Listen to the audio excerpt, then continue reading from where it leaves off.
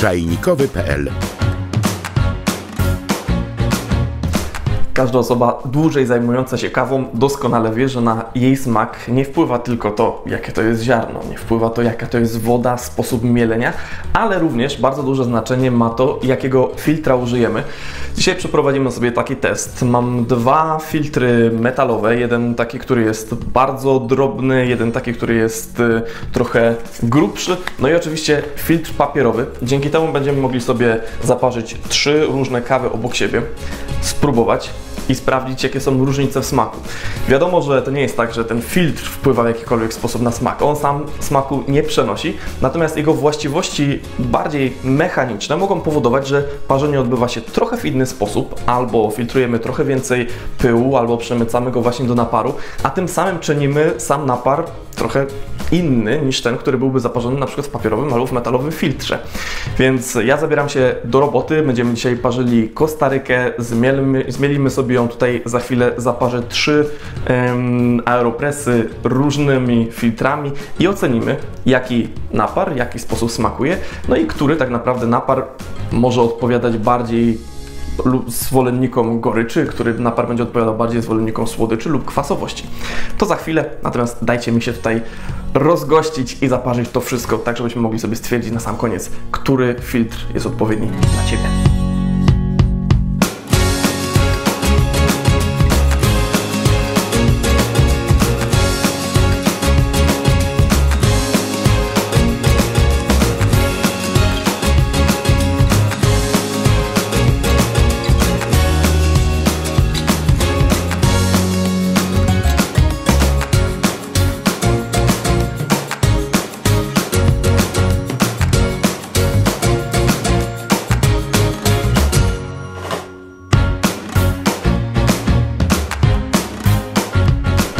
Mamy w takim razie 3 różne aeropressy zaparzone dokładnie w tych samych parametrach, więc ta sama temperatura wody, ta sama proporcja kawy w stosunku do wody, ten sam czas parzenia. No i oczywiście różnica jedyna, jaka tutaj wystąpiła, to jest różnica filtra. Filtr papierowy z tej strony, kolejny to jest filtr metalowy Superfine, więc najmniejsze te dziurki, które były w tej metalowej płytce. No i w ostatnim mamy tutaj filtr z tymi większymi otworami. I tak patrząc na wygląd naparów, biorąc sobie może takie 2 przeciwległe, to w sumie nie widać zbyt dużo różnicy. Być może w momencie, kiedy będzie następowała dekantacja, to wtedy może się tutaj pojawi troszeczkę więcej osadu na spodzie, ale to sobie sprawdzimy na sam koniec. Więc jak chodzi o sam wygląd, to wydaje mi się, że tutaj trudno byłoby ocenić, która jednoznacznie pochodzi z którego filtra. To też jest specyfika aeropressu, czyli ten napar zawsze jest taki troszeczkę mętny. To nie jest napar taki jak w przypadku metod filtrowych, gdzie mamy bardzo ładny, klarowną kawę. W tym przypadku już to jest troszeczkę takie bardziej mętne z zasady, ponieważ taka jest ta metoda. Pora w takim razie spróbować tę kawę i stwierdzić, czy to jest jakakolwiek różnica, jeżeli użyjemy jakiegokolwiek innego filtra. Zaczynamy w takim razie od takiego filtra papierowego, do którego jestem najbardziej przyzwyczajony. Raczej powiem Wam szczerze, nie pijam kawy z filtra metalowego, więc jestem bardzo ciekaw tego eksperymentu, czy te różnice będą istotne, bardzo takie intensywne. Zaczynamy od filtra papierowego w takim razie. Kawa nie jest bardzo gorąca.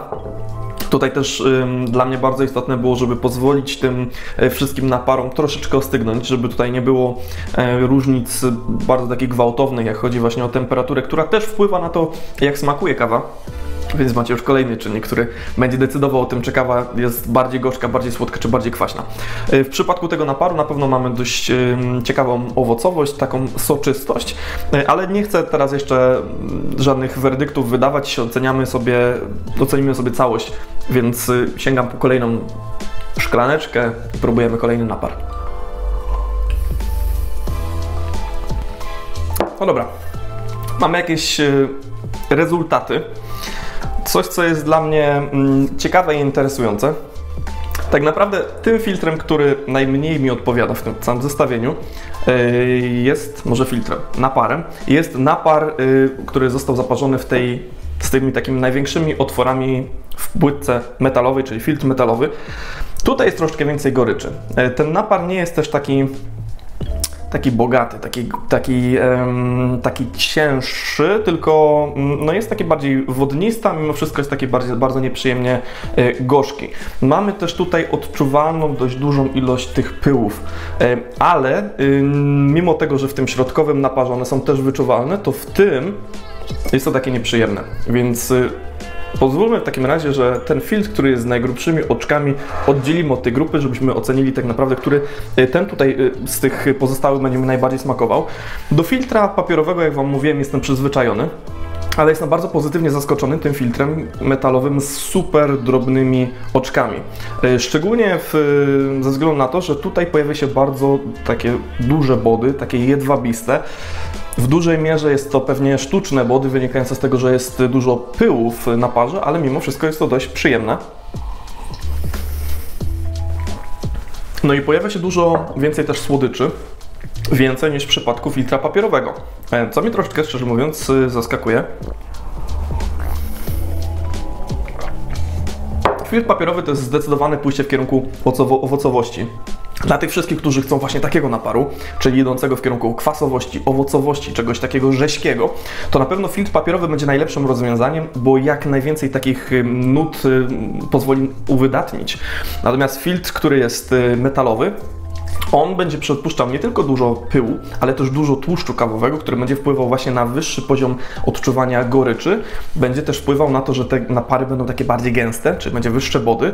No a w przypadku tego filtra Superfine przemyciło się też bardzo dużo słodyczy, więc czarka czy szklanka, która jest po środku, jest zdecydowanie najbardziej słodka, najbardziej pełna, najbardziej bogaty jest ten smak, no a ta, która już jest na samym końcu, wydaje mi się już troszeczkę pójściem za daleko, czyli bardziej w kierunku goryczy, bardziej w kierunku takiej nieprzyjemnych, szorstkich odczuć na języku, bardziej w kierunku takiej właśnie bardziej wodnistości. Jeżeli byśmy mieli to skategoryzować w takim razie względem smaku, tutaj idziemy w kierunku kwasowości, tutaj idziemy w kierunku słodyczy, a tutaj idziemy w kierunku goryczy.